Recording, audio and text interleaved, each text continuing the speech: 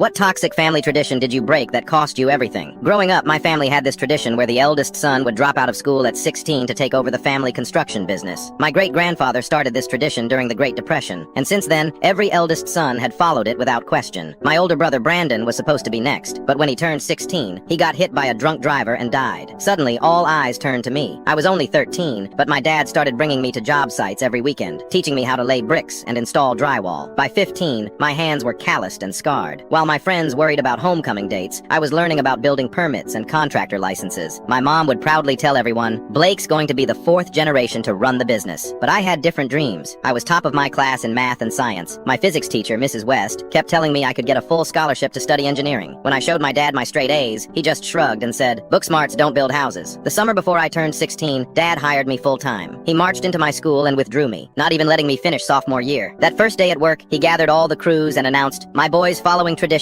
just like I did, just like my father did." Everyone clapped. I stood there in my oversized work boots, feeling like I couldn't breathe. For 6 months, I worked 12-hour days. My friends stopped calling. My hands bled. Every night, I'd lie in bed looking at college brochures I'd hidden under my mattress. Then one day, Mrs. West showed up at our job site. She had my college applications, already filled out. She'd been tracking my progress since freshman year and wasn't about to let me throw it all away. My dad found the applications in my truck. He ripped them to shreds right there in the parking lot. "No son of mine is abandoning his family's legacy," he shouted. The other workers pretended not to watch. That night at dinner, I finally stood up to him. I said I wanted to go to college, become an engineer. My dad slammed his fist on the table so hard his coffee mug shattered. "You ungrateful little shit," he spat. "After everything this family's built?" My mom just sat there, tears rolling down her face. My younger sister Amy squeezed my hand under the table. The next morning, I woke up at 4 a.m. and packed my bags. Mrs. West had helped me secure emergency housing at a local youth shelter. As I was walking out, Amy caught me. Instead of trying to stop me, she handed me her savings, $342 she'd been hiding in her teddy bear. I took 3 buses to get to the shelter. By noon, my phone had 47 missed calls. My dad had told everyone I was having a mental breakdown. My uncles, cousins, even our employees were calling, telling me to man up and accept my responsibility. I blocked them all and enrolled in the local high school to finish my degree. I worked nights at a gas station, sleeping only 4 hours between shifts. But for the first time in my life, I was choosing my own path. When graduation came, Mrs. West was the only one there cheering for me. I got that full scholarship she'd promised. My family didn't speak to me for 2 years. Then my dad had an accident at work, fell off a scaffold, shattered his spine. Suddenly they needed me again. My uncle called, begging me to come home and take over the business. "It's what Brandon would have wanted," he said. I drove straight to the hospital. My dad was lying there, looking small in his hospital bed. When he saw me, he tried to smile. "I knew you'd come back," he whispered. "The business is yours now." I pulled out my iPad and showed him the designs for the safety harness I'd engineered, one that could have prevented his fall. "I'm not taking over the business," I said, "but I'd like to make it safer." He started yelling, same as